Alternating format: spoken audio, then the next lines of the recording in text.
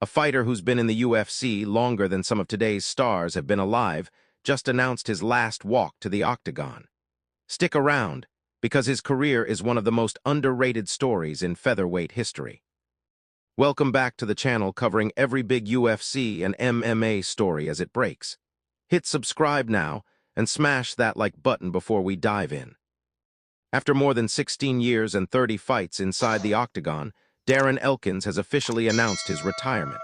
His upcoming bout against Yadier Del Valle at UFC Fight Night 284 on August 8th in Las Vegas will be the final fight of his professional career. Elkins confirmed the news himself on Instagram, calling it his last dance.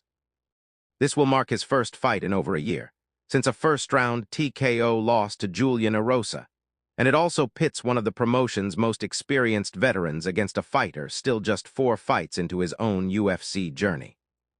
At 42 years old, Elkins genuinely represents a different era of the UFC.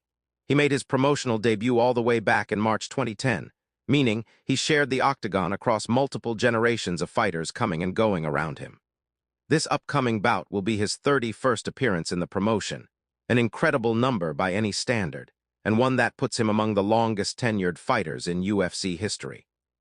What made Elkins so respected throughout his career was his toughness.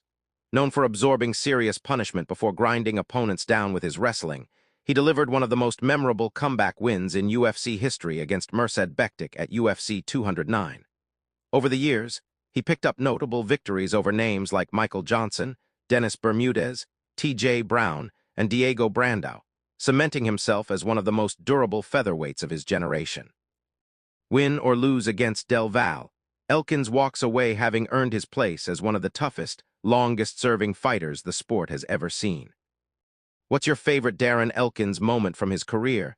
Drop it in the comments. I read every one. Subscribe for more UFC news, and I'll see you in the next one.